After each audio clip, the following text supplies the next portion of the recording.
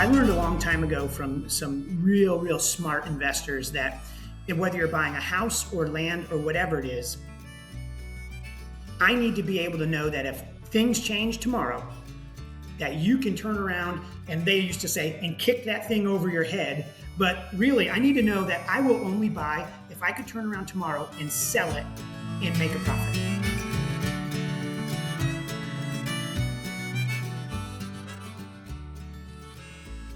Today on the Curious Builder podcast, we had Vince Longo on, longtime friend, part of my Builder 20. He's our Curious Collective ambassador down in Atlanta.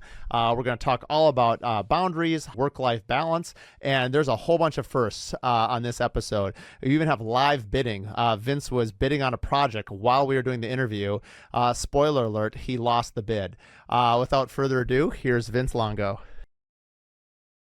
Welcome to the Curious Builder podcast. I'm Mark Williams, your host. Today I've got a longtime friend, Vince Longo, out of Atlanta, Georgia. What's up, Vince? Yo, what's happening, Mark? Thanks so much for having me on the podcast.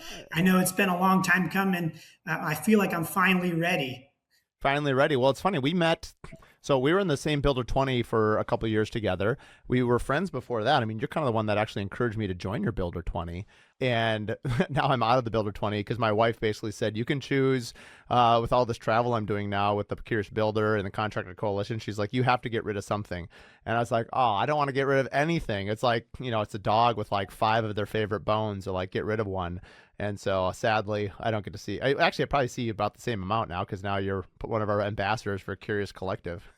That's right. Yeah. And we really miss you. We've had a real good run. I thought you were a great add to our Builder 20 team. And I'm sure all the listeners may or may not know what a Builder 20 is, but it was great collabing with the whole group of 20 of us at that time. And so I thought you were an awesome add to the group, and you brought a lot of flavor, that's for sure.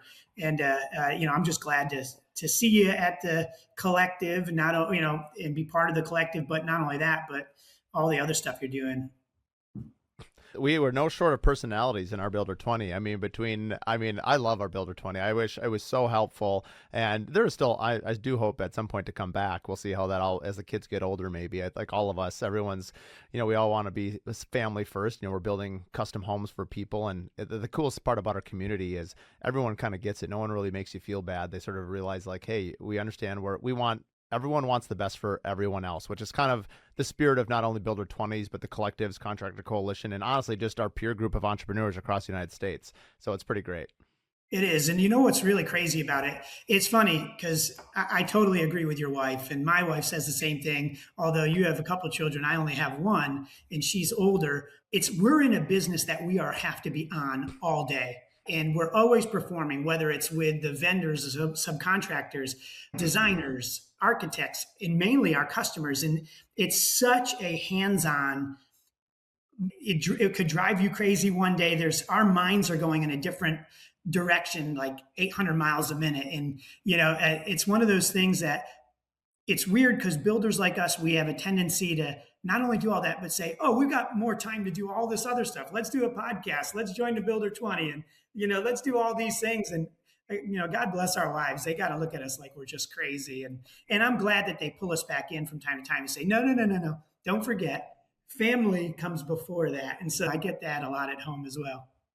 No, I think you have to test stuff too. I mean, I think there's something to be, to try something, see if it works. And I think, you evolve, like you evolve in your life, you evolve in your career. Obviously, your kids are at different ages. And so like, it's kind of like you're always seeking equilibrium. I relate it a lot to balance.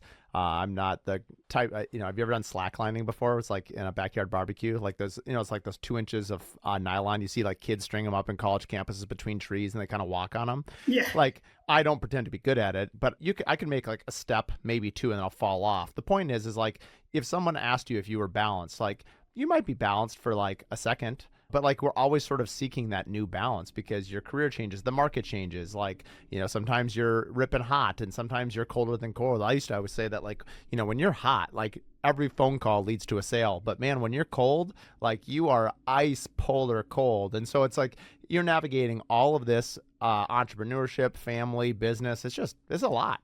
It is a lot. And it's such a cyclical business, right? And you're, and you just try to do your best to time it. But when those good runs happen, you want to be poised and ready with the information and the ability to grab that work. And so you're exactly right that to try to balance it. And then when you're a little bit low, right, you start to add things on. You do more of these events with other people and the podcast. And then you get hot again, and it's just so much it spills over. I mean, like you were saying with the Slack line, I can't even, it's much like my business. I can't even get on that thing because I'm bull legged. Yeah, he'll kick you right off. Hey, That's I had right. a question. So one of the things that we're trying this year, which is kind of fun, is we're allowing every previous guest to leave a question to start the episode of the next question. So I had Jeremy and Sarah Imhoff, they're architects at Imprint Architecture here in Minnesota. This is the question that they left for you to start off your Ah, podcast. Give us a story about the one that got away. all I right. assume they're referring to business. Oh, I was going to say, oh boy, I'm going to get myself in trouble now. Hold on, let me close the door again. Oh man, I would say, and it's pretty, and we talk about this a lot. Early on in my career, right, I had the opportunity to work on a unbelievable show house, and it's kind of a crazy story because I sometimes feel like I was the one. It was the one that got away. But when I tell you the story real fast, you're going to say, I don't know, was it? But I still go back and reflect, was that the one that got away? Because in our world of custom home building, one of the kind of you call it the precipice to the mountain there, getting to that peak is to do what's called a show house. And we have show houses here in Atlanta, and it's one of those things that you do them either for Christmas or spring. They have different events, and that's like the tops of the tops. And so I was invited one year earlier in my career. This has got to be about 12 years ago or 14 years ago, where it was like, okay, you have the opportunity to do this show house, right?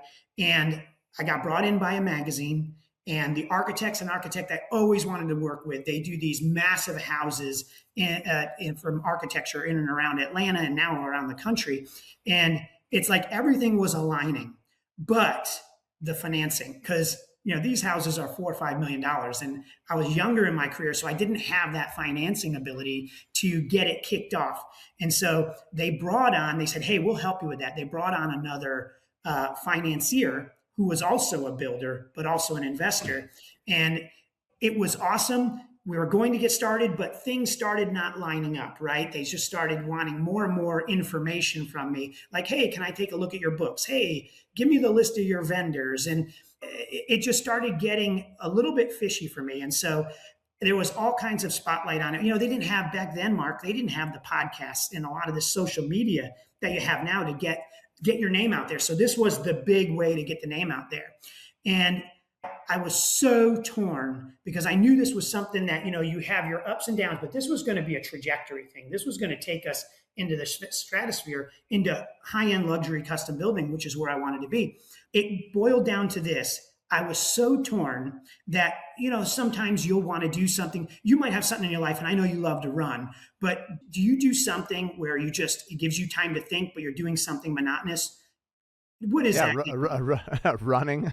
Yeah, that's what I figure. And you get a lot of ideas, you get to clear your head, and yet you're doing something.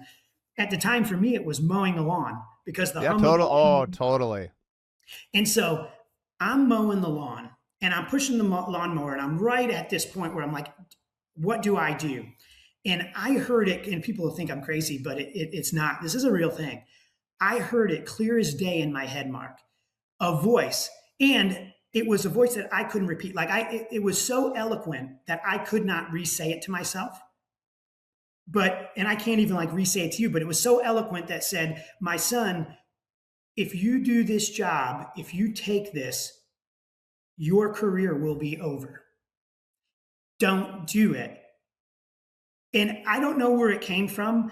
I kept pushing the lawnmower like, oh, that was crazy, but there's no way. Come on, come on. I'm just overthinking this. So I'm pushing the lawnmower. And then I hear the voice again say, listen, you cannot do this home. If you do it, it will ruin your business and your personal life. It was much more eloquent. And I said no. And you want to know what happened? I woke up with my face implanted on the grass, the lawnmower like 5 feet away, to my wife picking me up saying, are you okay? Whoa. I was on my face on the ground in the lawn, and I had no idea. She picked me up, and I just immediately started bawling. I'm like, honey, I can't do this. And so, it's funny because it's like, okay, when you say, is that the one that got away? I feel like it, right? Because the person that ended up doing it, his business went crazy, right? And he ended up doing multiple show homes. And it was like, that was right where I wanted to be. So I constantly feel, to answer your question, like that was the one that got away. But then I look at the flip side of it and say, but that was something that clearly came from the higher power, that clearly came from God, that just said, I'm going to help you. And he stuffed me on my face. And ever since then, Mark, I really try to stop and listen to that voice, which I have only ever heard one other time. But I try to listen and tune in to what is it that I'm supposed to be doing and not try to overstep my skis. Because in this business, clearly it will take you out. I mean, that's an amazing story. And I think, I think, wow. Yeah, there's a lot to unpack on that one. Yeah, it was the I'm trying. craziest thing ever. Yeah, I mean, I think, it's like that old saying, it's not odd, it's God. It's like, how do you finding peace? I mean, honestly, the only thing I can think of is like getting married. But it's a little bit different because we know that marriage is a very significant step in like the way we value it and the way we think about it. But like typically, I mean, everyone's different. I can only speak for myself. But anyway, there are certain points of time where you stop and you're like, is this the right thing to do? And clearly, sometimes we have to, boys were kind of dumb. We have to be wrapped over the head a few times. In this case, you literally had to be put face down in the yard Yeah. for you to kind of dawn on you. And it is kind of funny. Sometimes the delivery is our kids saying something. I shared this. He shared it, so I guess I can share his name. But Nathan Marsala shared this, who I know from the Contractor Coalition. He shared a story about a year ago that, when I tell it to you, it'll give you goosebumps because it'll give me goosebumps just thinking about it. But I asked him a similar question, and he said sometimes we don't realize how hard we're working or how many things we're doing, and he came home one day, and Nathan and I used to talk a lot. We don't talk quite about as much as we used to, but we used to talk a couple times. Hello, he's in our, what, of course, Yeah. what Builder am I 20. thinking about? Yeah, he's in our Builder Mhm. 20. But anyway, he shared this story where he came home late from work, and he has to drive all the way across Utah for some of his jobs. So he got home pretty late, and his daughter had left a note on the garage door, a service door in his garage, and it said, "Dad, when can I book a time to spend time with you?" And I remember when he shared it, he was just broken, and it broke Yeah. me. And he shared this story, and just like sometimes we need like the voice of a child needs to tell us like, Dad, I need your time. And all of us have been to a place, and likely we'll get there again. Like it's not like once you have the answer, you have it forever. Like I feel like, don't you feel like it ebbs and flows, like our balance and our time and where we're at in our life. And so I so appreciate people sharing stories like yours and like what Nathan shared, of just because it allows all of us to sort of take a moment and realize like, whether we get this big deal or small deal, and like, yeah, we're all trying to be successful. There are people depend on us, right? Like if you and I don't sell a house, like there are people that depend on us, right? Realizing too that the other people that depend on us are our families, and to realize that like we need time with them too, and they need it with us. And anyway, I just love hearing stories that sort of bring it into perspective, because who knows what would have happened to you should you have chosen that job. I mean, evidently it would Yeah. have I'd been kind of probably the end be of it. rich and famous. I'd be rich and famous. Yeah, but No. you'd be a total insufferable bore, and none of us would have liked you. Yeah, it was definitely. I'm glad I did it. I do, but as a guy, as you know, we always look back and say, although, was I really? Did that really happen? Maybe I just tripped over a root and hit my head on the handle of the lawnmower, and that's what happened. But no, it truly is, and and it's funny. Yeah, I've heard that story with Nathan, and and it made me think because a few years ago I was looking for a spot for my office, right? And like any builder, you want to have that office that reflects what you do and the level of service that you bring and the level of quality. And I had an opportunity between a couple of offices and in fact warehouses. In fact, there was one even better, but it was about 5 miles in a different direction from my house and where I really wanted to be. But a big industrial building came available, and it was only 2 blocks from my daughter's school. And it was one of those things where it was a stretch buy. It was again a godsend that it was a challenge to buy, but we made it happen. And I made the strategic decision to say, even though the one in the other direction would have been a little bit closer to my customers, this one is going to be closer to my daughter, which, like you just said, Mark, is way more important than customers, right? And just like you said, for our customers, their family's way important, more important than the house builder, us. And I made that choice, and here's what the cool result of it is. Now she's driving back and forth to school, and if she sees my truck, it's what us as dads always hope for, that they just don't drive by. She'll actually stop and drop in and just say, "Hey, Dad, how's it going?" And it's just like, holy smokes, thank you, Lord, because I get that. It's like my couple minutes of the day highlight. And so, yeah, and I think that's the biggest thing to not miss. We all get so busy with work and with customers and the next big thing, right? That we don't miss those little opportunities to spend time with our family and in our friends, right? And because that's important as well. I mean, since we're on this topic and we're out in the holidays here while we're recording this, what are things? I mean, you've had a 35-year career. I'm sure you've made a ton of mistakes, like any of us. What are some of the things that you, upon reflection, are like, I got that right, or I didn't do that right, and this is what I learned from it? Speaking of, family and of just like time and, with the business. Because how old is your daughter? She's 16. She's Yeah, 16 now. I've always kind of thought, just because we love it and we obviously we talk about it. And your wife's a real estate agent as well, correct? that's right. Yeah. And so like I'm sure you guys talk about it at home. Like I think everyone sort of wars with like how much do you, not that you don't not share with your kids, but like how much do you sort of encourage it? Is it just organic? How have you chosen as a couple to sort of talk about business and model it, to your daughter, who's still formative, but I mean, really at 16, a lot of those formative years are already passed. Like she's well on her way to probably being like, "See you, Dad." But like, how walk us through a little bit of how you've sort of managed that.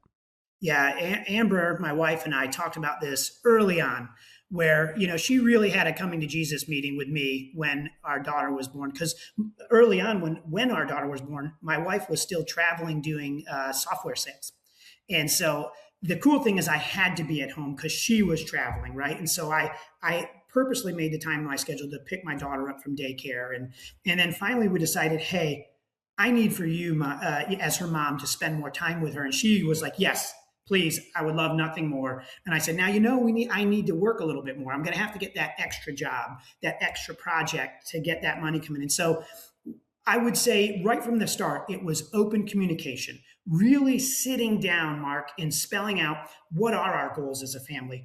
How is it that we want Olivia, our daughter, or to remember us, to know us, to interact with us as she grows, right? And so we made that purposeful decision to say, okay, you're going to stay home. Now I know not all people can do that, right? But we made it a point to sit down and talk about our goals. And so we did that early on, and we would do goal setting every year between Christmas and New Year, or Thanksgiving and Christmas. We'd go out and we'd sit down as a family, but my daughter back then was so young, she didn't know what we were talking about. But it was, okay, let's put into effect what our goals are for the next 1, 3, 5, and then 10 years, right? And you say, okay, so if our goals are there for our family, not the business, family comes first. So we did family goals first. And it was like, okay, we would boil it all the way down to this is what a great week looks like.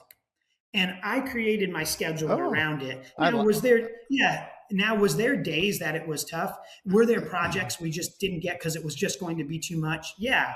But if we both went in there knowing that, she could always look at me and say, now, if you do take that, it would be nice to have that money, but you're going to do this. We'd really weigh those factors out. Sometimes it was like, yeah, we got to do that because we got to grow. And then sometimes it was like, no, this is really pivotal. Let's stay and I'm just going to keep it small. And so for the first probably 20 years of my business, it stayed really small all the way up until I've been in business for 25 years. So probably the last 10 years, it's really started to grow. Once Liv hit about 6, and she started getting her groove, and Amber was able to pick her up, I started refocusing back on the business and starting to grow that and bringing more people. And I say grow, that doesn't necessarily mean more time I spend on it, right? But it's grow, bringing in great A+ teammates that can partner with me to help us grow.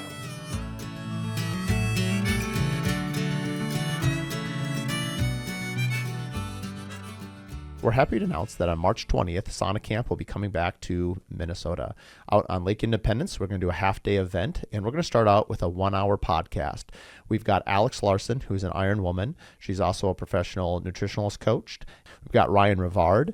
He's completed multiple Ironmans, the Leadville 100. He's also climbed Mount Everest, and he talks a lot about addiction and leads a lot of similar like groups. So I'm really excited to hear Ryan's point of view. And then we also have Alex Neist. He's from Minnesota. He invented Hostage Tape. It's actually the #1 brand for stop snoring. It's a big part of wellness is how you sleep. After that, we're going to have a 2-hour session of sauna and cold plunge at people's own desires. We're going to have different temperature saunas. We're also going to have different theme saunas. And then my friend Chris Husett from Legacy Chocolates in St. Paul, he's one of our sponsors. He's going to have drinking chocolate. It's Himalayan drinking chocolate. It's like nothing you've ever had. So your body's going to be super starved for nutrients. And then we're going to end the evening, which is always everyone's favorite part. The Fumo Collective is an incredible wood-fired grill, lamb on the bone, chicken. It's got tabbouleh, baba ganoush, very Mediterranean blue zone type of cuisine. The food is amazing. So hope you can join us. Again, that's March 20th. That'll be Sauna Camp. All the details can be found on curiousbuilderpodcast.com. We talk a lot about the customer experience. And I know me and you have talked personally about that a lot, but I also always thought about the family experience. Because once we sift all this away, Mark, and our kids are old and this and that, that's all the experiences that really mattered. And how did we make a mark in our kids' life?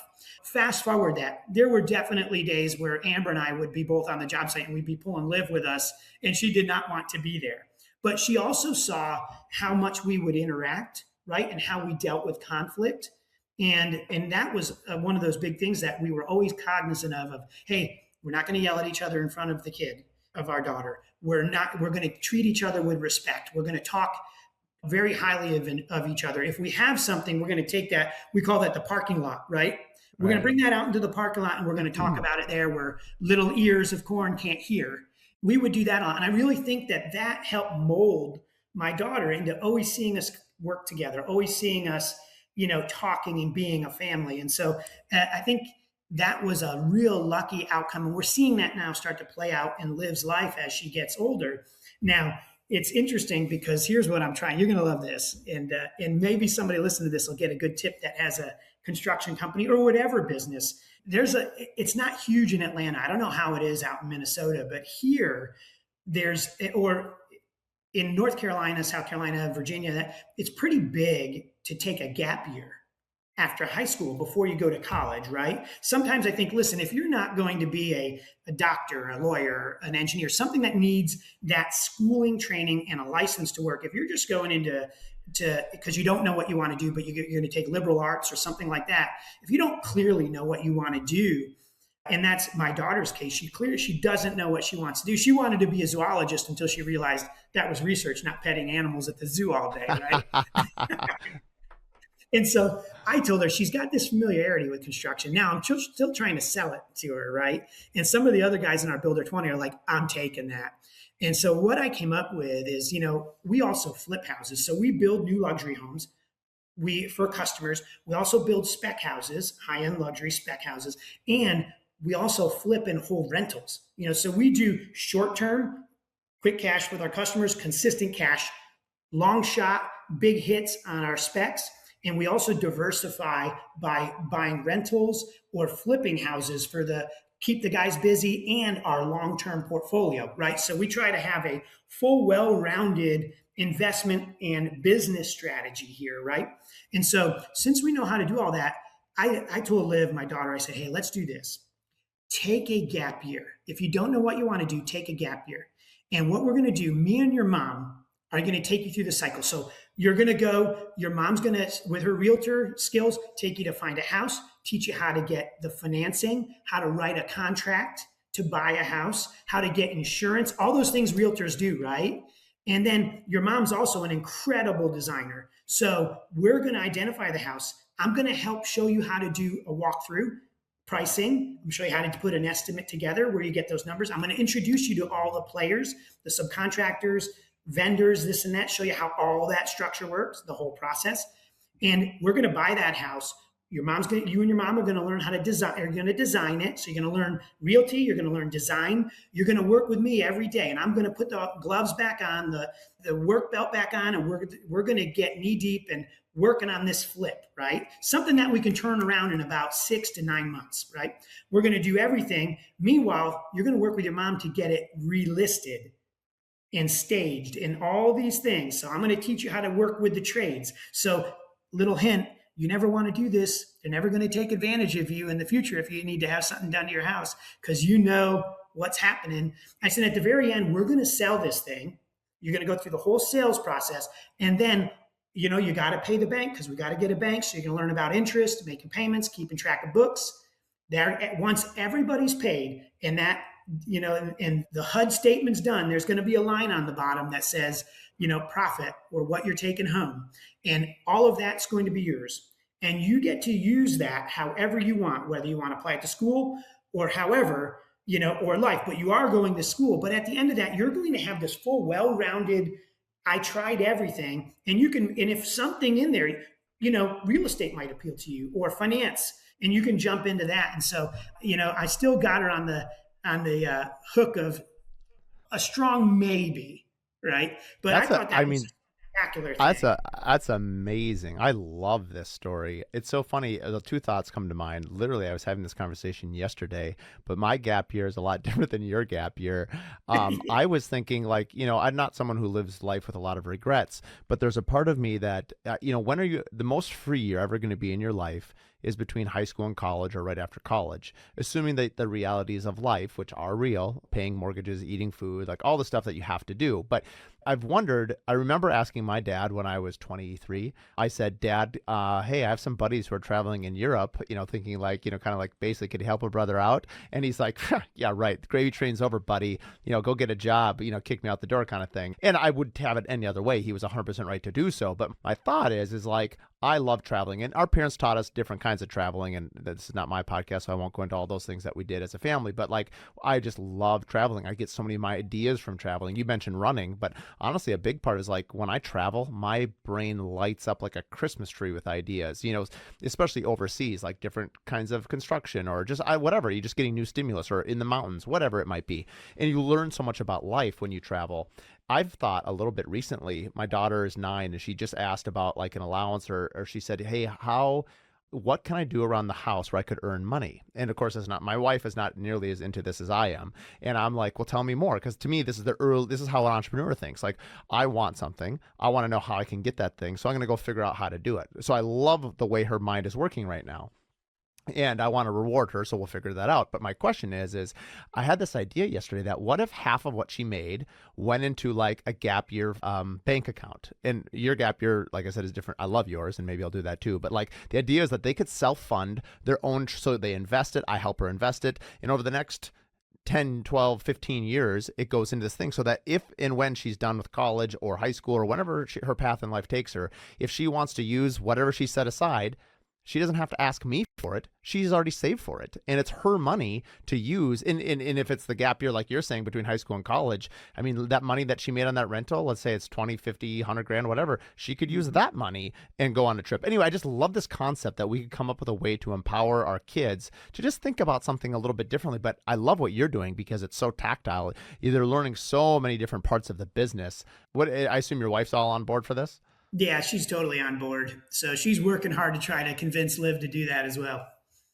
It's funny you say that. So I haven't, I haven't seen you in a little while, but I'm constantly thinking of ideas that I need to say no to, right? So there was one about 3-4 months ago, and I thought of a family business that I want to do, and I want to call it Life Lessons 101. So like, we all talk about like, hey, I wish in high school or college or like entrepreneurship. Part of the reason we have the Curious Builder Collective, which you help lead in Atlanta with Brad Robinson, is like, sure, you could go to school for entrepreneurship or business. They have those now. But like, honestly, I don't know how much that helps you or doesn't helps you. Cause like, you just got to go through a lot of crap to figure out all this stuff. And a lot of it is making a ton of mistakes. You and I have made so many mistakes, but that's how you learn. And so what I kind of want to do is like a 10-day boot camp in the summer for high school kids, where I would have members of the community, like etiquette, balancing checkbooks, doing laundry, cooking meals, nutrition, exercise, like all these things that you need in life that no real school institution really tells you, and your family's supposed to teach you, which is fine. But like, wouldn't it be cool if there was like kind of like a little boot camp for life kind of thing? Like,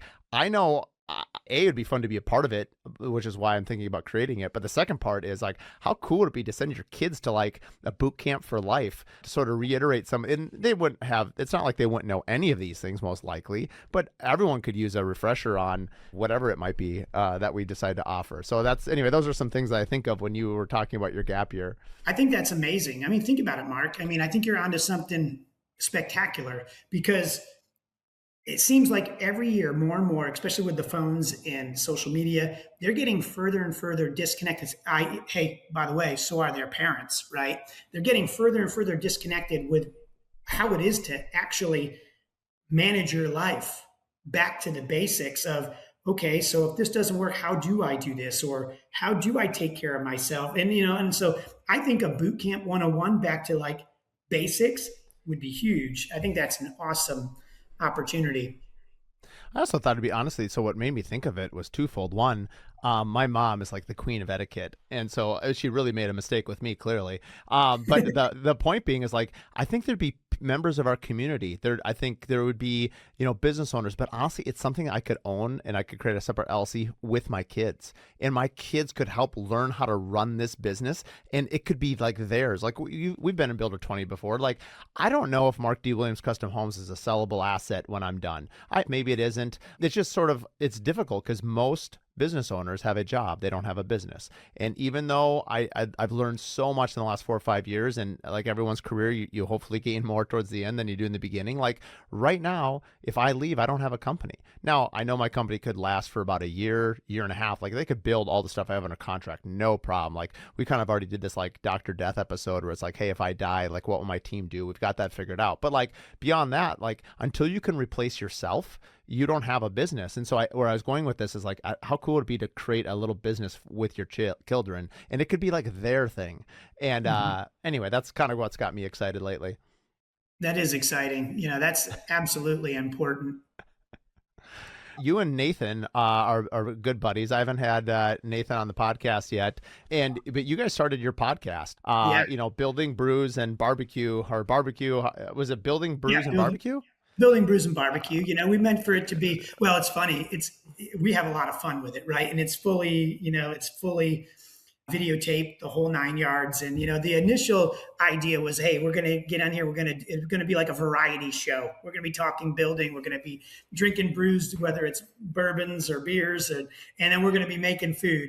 And then once we did like the first 2 episodes, and it was like, holy moly, that was a lot of work. And so now, the name is still fun, but we do the podcast, and we'll drink different brews, but we mainly talk shop. We either interview people, but one of the big things that we've done is, instead of it being a B2B podcast, right?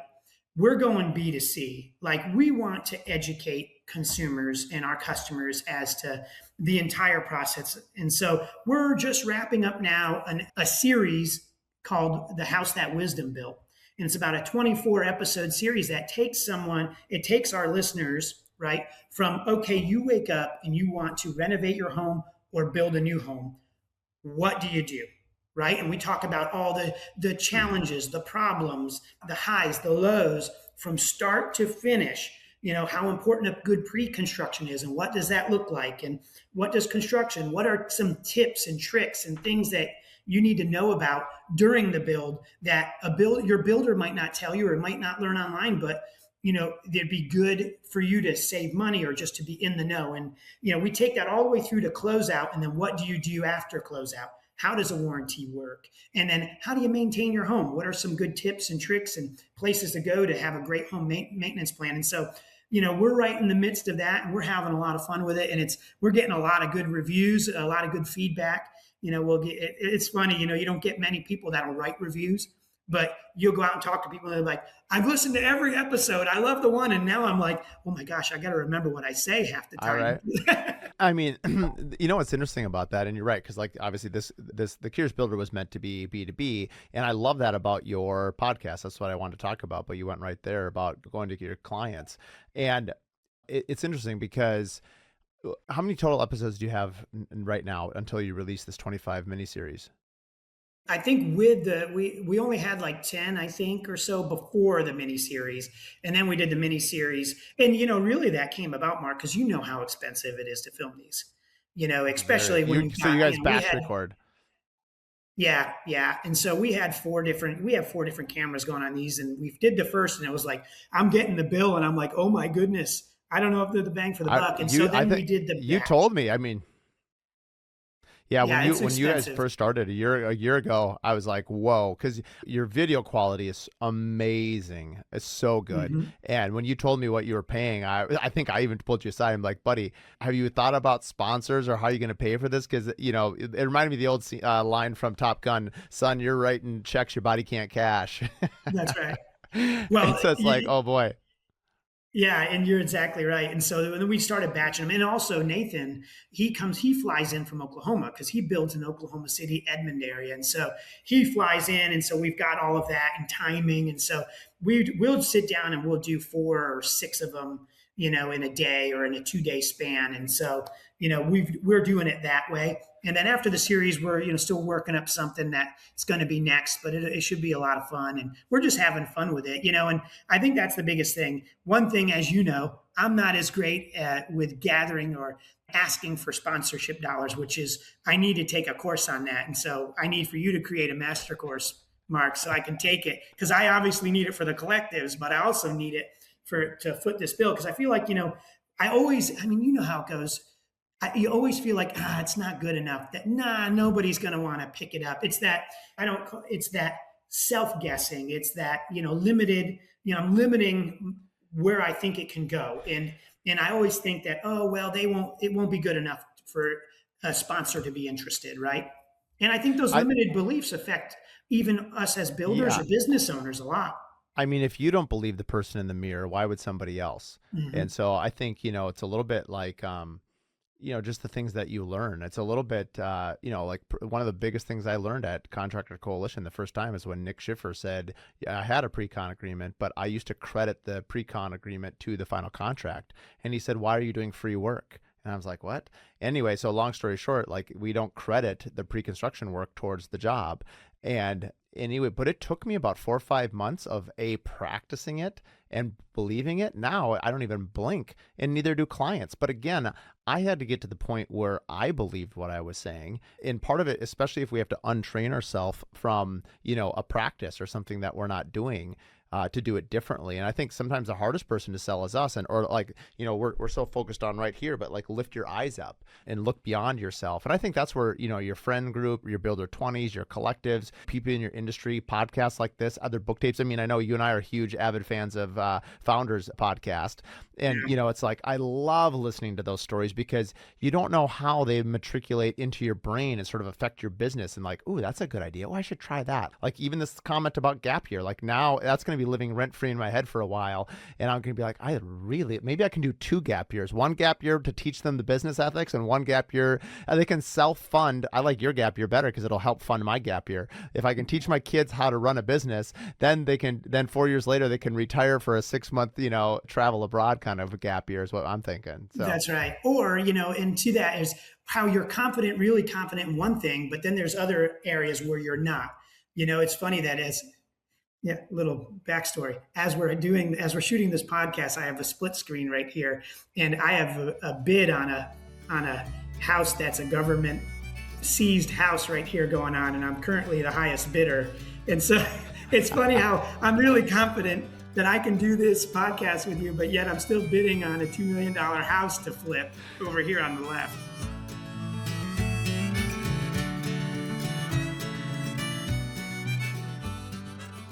this episode is brought to you by Pella Windows and Doors. I've used Pella for 21 years as the exclusive window company on every one of my builds.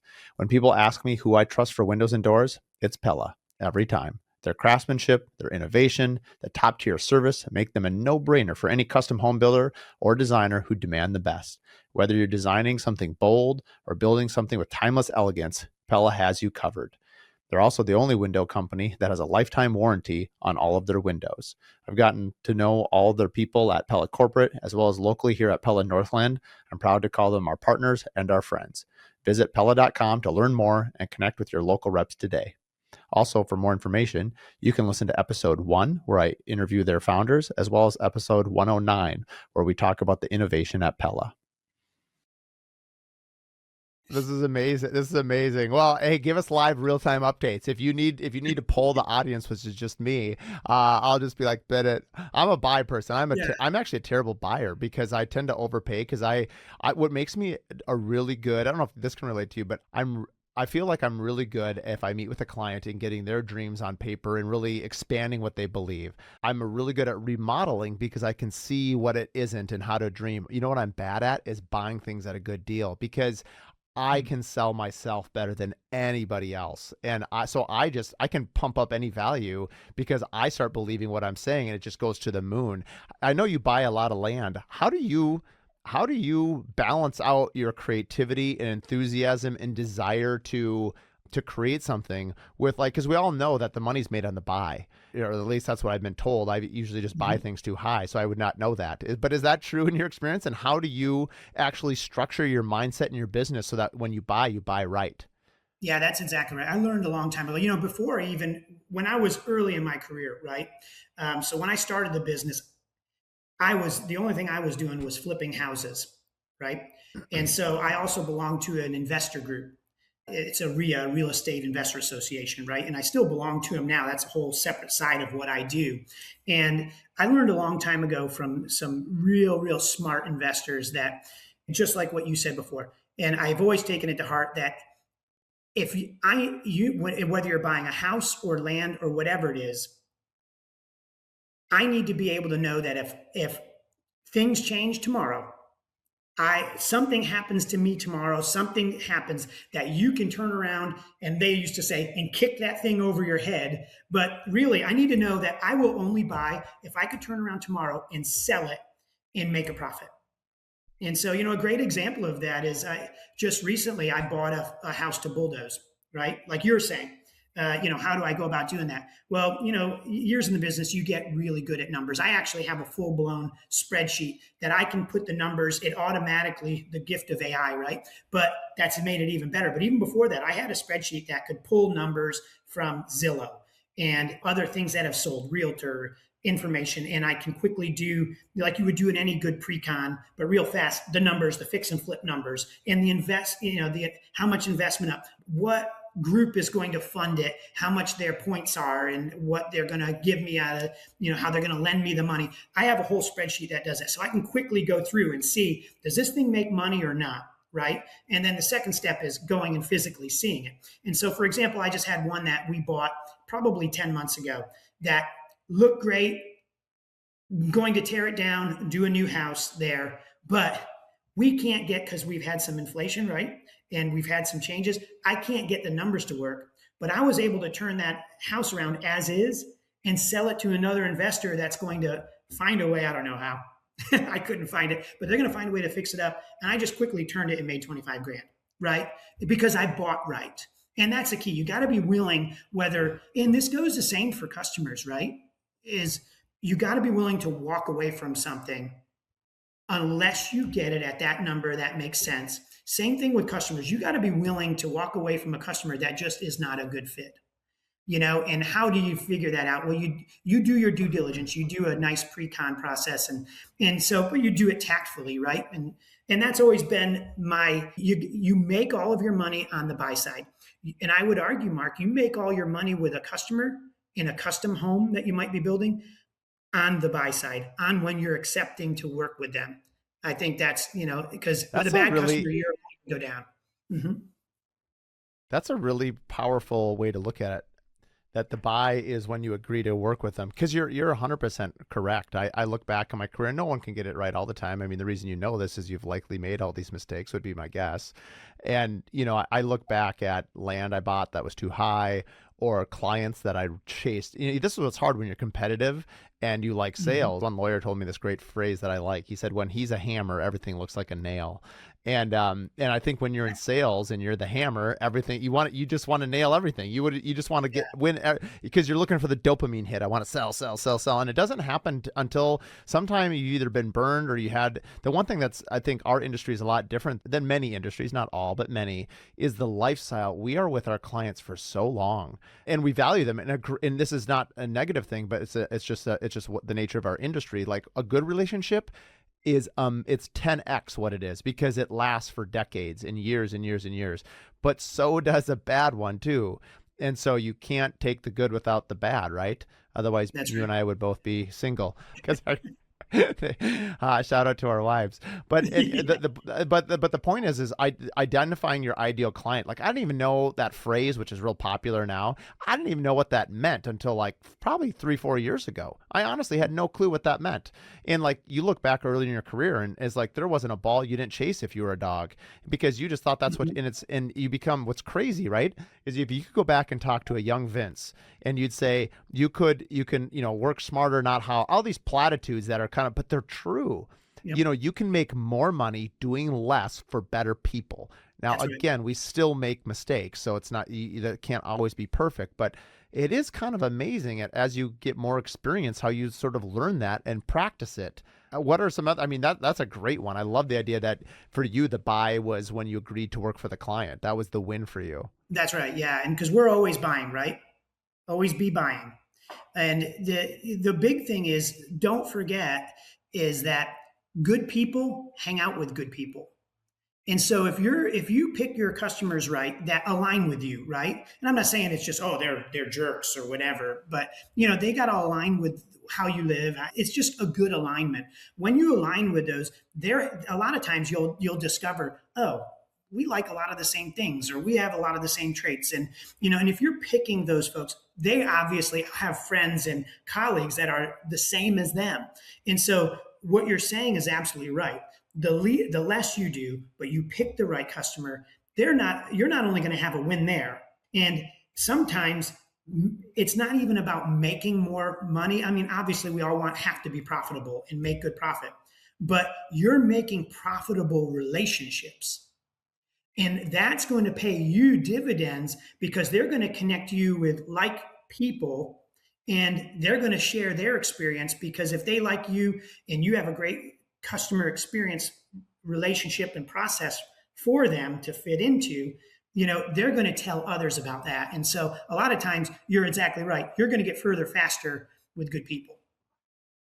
So, I mean, it's so funny when you say it, it seems so simple, but I'm like, why have I not thought about it in those terms? I remember someone told me this sales line once that, and this, I know you love to fish. In fact, the first time we ever met was because you were up here for a fishing tournament. Do you remember? That's right. You came through one of my artisan home tours, and It was I remember you were spectacular. touching the wood, and you're like, "This is not." You're like, "This is beautiful paint job." I'm like, "That's when I knew you were a builder," because that's the first. That's what I always do. I Yeah. always touch the paint job because that's when you know if someone has 2 or 3, 4 coats of paint on, you can feel it. Yeah, My but it my was odd question because you is didn't. I was gonna say it was odd though because because you didn't know it was me at first, and you're like, I think this guy needs to leave. He's really weird. He's freaking it was weird. everybody out at the show. It was when you were rubbing your face up and down the millwork. That was the weird part. And Look, then you no asked for a razor splinters. so you could shave. Yeah, exactly. Like if you want to catch a big fish, like you should fish where the fish eat. Like, and so what that meant to me is like, I don't know the Atlanta market, but like, you would either buy land in affluent neighborhoods, you would advertise around either the high end boutique shopping malls or jewelry stores or restaurant. But basically, you have to think differently, right? You have Mhm. to think like how does my client consume this product? But I like what you said. Where do my clients' friends? How do they behave? And I guess where I'm going with this is how do you acquire your clients' friends? Like, do you have a strategy? I mean, do you say, "Hey, Mr. Johnson, I really enjoyed working with you. Do you have any of your friends that would like?" How do you engage with your past clients and your current clients that you want to get into their friend network? How do you do that?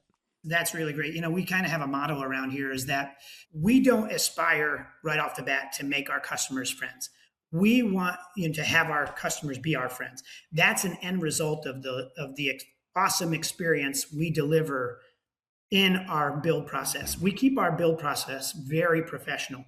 And so we hope that we become friends later. And that's our goal, is that, hey, we do get invited to something. But how do we do it during?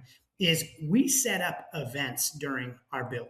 Like we have a big home we're framing now that's coming up. I just had the customers in today, and I get them super excited about the fact that a big, we're going to have a big meeting. I'll show you something here.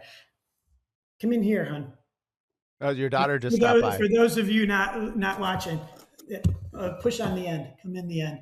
She'll drop in. I'm This here at is the office. this is awesome. You were just talking about that. When she sees your truck, she'll stop in. Yeah, come in over here. I'm going to ask her about gap year, just so you know. Okay. Yes. That's perfect, Mark. You got a real thing. This is Hey. Olivia. Hi, Olivia. I'm Mark. That's Mark. Hi, nice to my meet builder you. 20. I hear you're all excited to do your gap year in 2 years before you go to school and to start a business. Tell me all about it. Don't worry, there's only an audience of 100,000 people listening to your answer. No pressure. Well, I didn't know this was happening, actually. But I guess I'm really excited for it. All right. Well, I appreciate it. Well, you know what? We'll have you on the podcast, Olivia, after you do your gap year with your dad and your mom. I'm serious. You reach out to me when you're done. I would love to hear about the lessons learned and what you do with it. So good luck to you. And thanks for stopping in and saying hi to your old pops. It means a lot to him. It does. Yeah, it of does. course. Thank you, honey Of bunny. course. Grab something out of the fridge. I will. Will you shut that? Yeah. Thanks, Mark. I think we got her on the hook here. Hey, you were Yep. just talking fishing. I think we got her on the hook. You know, you needed to bring in the closer. So I guess this episode is over. We're calling this Closing on Gap Year. That's amazing. That is officially the first time we've had a podcast guest just walk in and walk off stage. So I like That's right. I like what we're doing here. And complete the story, right? Complete the story. It was, yeah. I mean, wow, the idea that you were talking about it 45 minutes ago, it worked out really well. How, to the question about asking, you were talking about events. So you have this big house that you're framing. The client was in here earlier. So what are some of the things that you're doing to sort of encourage that friends network to, I think that's where we were going with this. That's exactly right. Yeah. So what we do is we have a framing party, right? So we'll get framing complete. And before we start bringing in all our mechanicals, right? We clean the house thoroughly. We make it look beautiful. We do a rollout, almost like a red carpet, right? To the front door. We tell our customers, hey, we want you to invite your family and all your good friends to come out. We fund everything, right? We're going to cater it. We're going to have all the markers, all the different things. And we want you to have your friends come out and do whatever whether if you're Christian, you want to do Bible verses, whether it's something different. Oh, I love this. We're going to have a great time, and you just have your friends wish you well, however they want to, inside the house, on the framing, however it is, and we're just going to have a great time. And so that's one of those things that we do. And then once we get through the doldrums of mechanicals, and then into that fun part of sheetrock and where the walls get closed up, we'll do a dinner with them, and we'll tell them, hey, invite whoever you'd like, up to a certain amount, and we're going to host a dinner at a particular restaurant. And so you start to see these folks, and they start to see you. And I think the biggest thing is other people will say, I can't believe your builder did this. Now, here's the dirty little secret.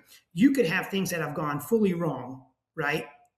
But when you have an event like that and it's jovial, do you think, Mark, they're going to start telling their friends, well, yeah, but this happened? No, it erases the whiteboard, right? We're back at level ground because it's a fun time. And yep. That's amazing. You know how many people that are listening to this right now that are going to do it? Like, I'm going to do it. I have 3 homes in for permit. I will send you photos. I'm going to tag you and give you credit. Like, I love this idea. Mainly what got me is the signing, because I'm just really nostalgic that way. And also I love the idea of writing verses on the interior walls. We just did for Misa Hoos, our spec home. I did something a little bit different because we don't have a client. I had every single subcontractor sign the house while they were doing it. And I wish I had thought of it a little bit earlier, because that sort of was retrospectively. But if you know you're going to put your name on something, you're likely going to do just a little bit better job. You're going to have a little bit more, and we work with amazing people, but there's something about bringing awareness to, and also pride. Like, I love it when the framers, back when Facebook was first coming out, whenever it was, 2009, 10, 11, 12, somewhere in there. I remember we had this framer named Johnny, and he would always take a picture and post it once a week on his Facebook. And I would see it. And he was so proud of how far he had gone every week. And like, I just love that the trade partners took so much pride in what they were doing. Cause like I told someone the other day, cause I'm just so enthralled with, what we're doing right now on our spec home right now. Cause I haven't done one like you. I haven't done one for 16 years. So I haven't done it for so long. I kind of forgot how. And so, but I'm having the time of my life. And so I just looked around. I was bringing someone through and I said, I can't do any of this without all my people. Like I'm not physically doing all the things. Like I need my team around me to do this. And I'm so thankful that we have it. But there's something about taking a time out and like, just having a moment of reflection that is so good for morale. So I love that story. So you do it at framing and then you do one out for dinner at what point? At sheetrock phase? Yeah, that's what we call, if you look at the emotional roller coaster, right? Yeah. You get down into the where the MEPS in that real doldrum, we do it there. And then we make sure it's a nice event, right? It's a nice dinner. It's hey, let's catch back up. Let's show where it's going. And then obviously at the end, we'll do it then. And typically what we'll do after it's all closed, now I haven't done this in about a year or so because you don't typically do it with spec homes, right? But what Right. we always do with the customs is, hey, we want to treat you in your home. And so what we're going to do is we're going to bring in whatever you all like to eat. There's a new sushi guy that we're partnering up with and collaborating with that does sushi parties, Sushi Party Atlanta, right? And so the idea is we're going to bring in the sushi guy, but we're going to bring in everything. We're going to bring in the staff to staff it, to make drinks, to have music, to clean up, and everything's going to be spotless. We try to avoid using any of the new range or things like that. And we bring them in and we say, listen, I usually ask, would you like to have something more formal where it's a high-end chef cooking in your home? If that's the case, we can do, 12 to 15 people. If you want to have a bigger party, we'll throw you a bigger party, invite 40 or 50 people and have them come in and we'll cater it where it's more finger food style, right? And so we do that. And at the end, they get to, and I said, we just want you to sit back and be a guest in your own home and be able to be with the folks, be with your friends and family. And that is unbelievable. I used to do that early in my career. It's kind of fallen out of favor. Well, I guess the last time I did it was I did maybe one or two homes. My question is like, if you did build 10 homes, forget the time frame, but let's just say out of 10, how many clients say yes to that and how many say no to that? Because I used to offer it up to a lot of my clients, and a lot of times they don't want to do it. And like I don't know how many times to push before they're like, well, it's just not for them, because it's a great event. I like to celebrate the team, like the architect, the designer, like a thank you for them. But also we used to invite like one or two prospects, or you just leave it, hey, you just invite whoever you want. And how do you handle that? Yeah, I say you can invite whoever you want. Just send us the guest list, with their names and email addresses being critical, right? Yep. For future contact. And we do it. You're right, Mark, about 50% will say no. Okay. That plus or minus. Yeah. Yep. And that's fine too. Mm-hmm. I think part of it would be if we were talking a bit more on the front end. It's a little bit like pre-con. Like if you talk to people about pre-con before then when they get served, they not served. That sounds a little aggressive. When you depends how it went. Yeah, exactly. But the more that we can communicate our cue, like I have something, and I took this from Brad Levitt. You heard it too. He had mentioned that so every 6 months we have a meal with our clients. But I usually do just with my family. Being young kids, I tend to not do nights or just because my wife doesn't like it. And so what we do is we do breakfasts and lunches, so I can control that during the workday. And so what we've found is just really, and I also now start talking about it with the clients. We put it on Builder Trend on the schedule that every 6 months, the inner team just has a meal together. And I remember Brad saying like, hey, I don't do it quite for this reason, but I like what he said. He's like, if you're eating with someone on a regular basis, the idea that they're going to sue you goes away. Like I think his comment is like, if you're constantly, and that wasn't why he did it, obviously, but the idea that is just like, if you're familiar, the likelihood of them coming to you and saying I have an issue is way higher because they feel more comfortable. And that's what we're doing. We're in such an intimate space. Like we're not trying to create an adversarial relationship, nor do they probably want one either. I think at the end of the day, there's very few bad actors. Every once in a while, there's a few. I've had a couple. But that being said, most people, They want to be communicated to. Life is stressful. They're trying to seek control. So if you can, I mean, on this podcast, we didn't even talk about competence or all the things that make us great home builders. We're talking about how to structure, how to balance our life, how to make people feel like this is a huge dose of hospitality, which is one of my favorite topics and one that I want to Yeah. get a lot better at than I currently am. And so I love the things that you shared. I'm definitely going to try them out. I can't wait. Yeah, yeah, and hey, that's many years of trial and error, and we make, and like the whole schedule thing is we don't share that anymore in case the things are not going great, or you don't have You don't wins you every don't time. you don't share the build schedule? No, we share some, but we don't share take the customer out to dinner on the schedule in case we don't want to. Oh, No, oh, I got you. I was you like, don't want I was that. thinking like, I was thinking you had like your Gantt chart with your schedule. You're like, no, yeah, we don't even tell the client when we're building their house. I'm like, what? I got you now. That's pretty funny. Yeah, I mean, honestly, with that, it's a little bit like when you go to a restaurant, you want a nice meal, and some kitchens are open facing so you can see it, but for the most part, like people are going there for the meal. I think I love restaurants because my favorite book last year was Unreasonable Hospitality.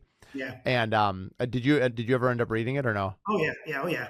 Yep. And it's so powerful, and I feel like our industry could use such a dose of hospitality training. I don't have the guts to do it, but I heard of a plumber once down in, I can't remember what book it was that we were reading. It was down in Florida where I think it was a plumbing company, and they couldn't find any plumbers, and they were getting all these 1-star reviews. So the owner of the company, I think was a bigger firm, they went to the restaurant world and hired a bunch of maitre d's and like really high end servers. They trained them how to be plumbers, and their company skyrocketed because they knew all the soft people skills of hospitality. They could train them how to do plumbing or whatever they were doing, but like how to treat people was the skill that they valued the most. And I just think that's a really interesting way to think about it. I mean, there are technical things that like a project manager needs to know how to assemble a house. He could be the nicest person on there, or she could be the nicest person on the planet, but if they don't know anything about construction, I mean, yes, you can teach them, but then you also better have a way to teach them. Yeah, that's exactly right. Yeah. Well, I want to respect your time and the audiences as well. Thanks for coming on the Curious Builder podcast, buddy. I appreciate it. Oh man, it's been great being here. And in this time, there's somebody by the name of Hondo 683 that just beat me on that house. So Are you gonna bid him up a little more? no, it's Are, done. are you done? It just Oh, ended. yeah. This is I the lost best podcast ever. So your daughter, you talked about your daughter seeing your truck coming in. She came in. We convinced her to go to Gap Year. We heard about God throwing you face down on the yard so that you didn't do the magazine build. And now live stream you're bidding on a project that you lost. that I That's lost. probably for the best too. Wow, you are. This is Yeah. this is a hot take here on Curious Yeah, Builder today. I had a max bid of 1.6, and he just got it for 1.64. That's how it goes. I mean, is it weird that I was texting Brad Robinson and he's really Hondo 18765? Oh my Lord. It'd be so funny. I appreciate it, buddy. Have a great day. You got it, bud. Thanks for tuning in to the Curious Builder podcast. If you like this episode, do us a favor. Share it with 3 other business owners. The best way that we can spread what we're doing is by word of mouth, and with your help, we can continue to help other curious builders expand their business. Please share it with your friends, like and review online, and thanks again for tuning in.